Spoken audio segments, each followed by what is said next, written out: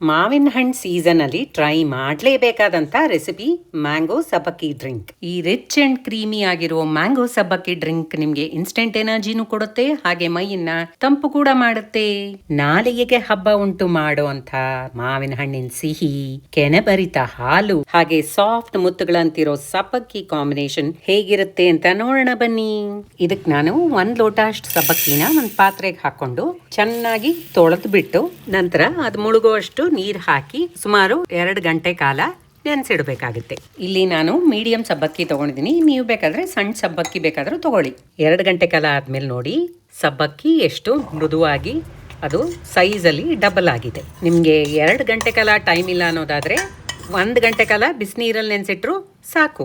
ಇದನ್ನ ಒಂದು ಕುಕ್ಕರ್ ಬಟ್ಲಿಗೆ ಹಾಕೊಂಡ್ಬಿಟ್ಟು ನಾವು ಒಂದು 10 ರಿಂದ 15 ನಿಮಿಷ ಸ್ಟೀಮಿಗೆ ಇಡಬೇಕಾಗುತ್ತೆ. ಇದಕ್ಕೆ ನಾನು 2 ಮಾವಿನ ಹಣ್ಣು ತಗೊಂಡಿದ್ದೀನಿ, ಯಾವ ವೆರೈಟಿ ಬೇಕಾದ್ರೂ ತಗೊಳ್ಳಿ. 2 ಮಾವಿನ ಹಣ್ಣು ಇದ್ರೆ ಸಾಕು. ಈ ರಿಫ್ರೆಶಿಂಗ್ ಇನ್ಸ್ಟೆಂಟ್ ಎನರ್ಜಿ ಕೊಡೋ ಅಂತ ಡ್ರಿಂಕ್ ನೀವು ಮಾಡ್ಕೋಬಹುದು. ಈ ಡ್ರಿಂಕ್ ನ ಬ್ರೇಕ್ಫಾಸ್ಟ್ಗೆ 1 ಲೋಟ ಕುಡಿದ್ರೆ ಸಾಕು, ಹೊಟ್ಟೆನೂ ತುಂಬುತ್ತೆ ಹಾಗೆ ನಿಮಗೆ ಇನ್ಸ್ಟೆಂಟ್ ಎನರ್ಜಿನೂ ಕೊಡುತ್ತೆ. ಸಬ್ಬಕ್ಕಿ ಬೇಯೋಷ್ಟರಲ್ಲಿ ನಾವು ಒಂದು ಪಾತ್ರೆಗೆ 1/2 ಲೀಟರ್ನಷ್ಟು ಹಾಲನ್ನ ಹಾಕಿಟ್ಕೊಳ್ಳೋಣ. ಹಚ್ಚಿರುವಂತ ಮ್ಯಾಂಗೋ ಪೀಸಸ್ನೆಲ್ಲ ಮಿಕ್ಸಿ ಜಾರ್ಗೆ ಹಾಕೊಳ್ಳೋಣ. ಪಾತ್ರೆಯಲ್ಲಿರೋ ಸ್ವಲ್ಪ ಹಾಲನ್ನ ಮಿಕ್ಸಿ ಜಾರ್ಗೆ ಹಾಕಿ ನಾವು ಮ್ಯಾಂಗೋ ಪಲ್ಪನ್ನ ನುಣ್ಣಗೆ ರುಬ್ಬಿಟ್ಕೊಳ್ಳೋಣ. ನೋಡಿ ಎಷ್ಟು ಕ್ರೀಮಿ ಆಗಿದೆ.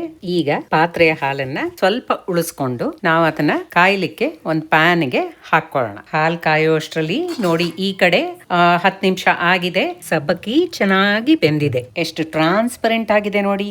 ಈಗ ಇದನ್ನ ಆರ್ಲಿಕ್ಕೆ ಅಂದ್ಬಿಟ್ಟು ನಾವು ಒಂದು ನೀರಿರುವಂತಹ ಪಾತ್ರೆಗೆ ಇದನ್ನ ಹಾಕಿಟ್ಬಿಡೋಣ. ಈಗ ಒಂದು ಬೌಲ್ಗೆ 2 ಟೇಬಲ್ ಸ್ಪೂನ್ ಅಷ್ಟು ಕಸ್ಟರ್ಡ್ ಪೌಡರ್ ಹಾಕೊಂಡು ನಾವು ಉಳಿಸ್ಕೊಂಡಿರುವಂತಹ ಹಾಲನ್ನು ಹಾಕಿ ಅದನ್ನ ಚೆನ್ನಾಗಿ ಮಿಕ್ಸ್ ಮಾಡಿ ಒಂದು ಸ್ಮೂತ್ ಆದ ಪೇಸ್ಟ್ ಮಾಡಿ ಇಟ್ಕೊಳ್ಳೋಣ.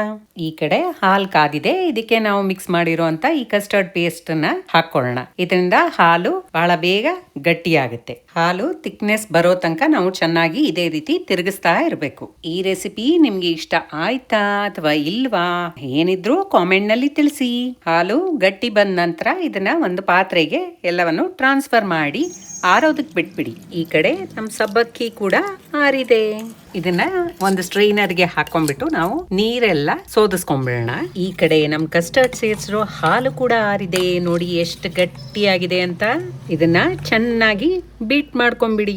ಇದಕ್ಕೆ ನಾವು ರುಬ್ಬಿರೋ ಅಂತ ಮಾವಿನ ಹಣ್ಣಿನ ಪೇಸ್ಟ್ ಅನ್ನು ಸೇರಿಸಿ ಈಗ ನಾವು ಸೋದಿಸಿ ಇಟ್ಟಿದ್ದಂತಹ ಸಬ್ಬಕ್ಕಿನೂ ಒಂದು ಬೇರೆ ಪಾತ್ರೆಗೆ ಹಾಕೊಂಡು ಕಸ್ಟರ್ಡ್ ಮತ್ತು ಮ್ಯಾಂಗೋ ಪಲ್ಪಿನ ಮಿಶ್ರಣನೂ ಇದಕ್ಕೆ ಸೇರಿಸಿ ಮತ್ತೆ 5 ನಿಮಿಷ ಮುಂಚೆ ನಾವು ನೆನೆಸಿರುವಂತ ಸಬ್ಜಾ ಬೀಜಗಳನ್ನ ಸೇರಿಸ್ಕೊಳ್ಳೋಣ.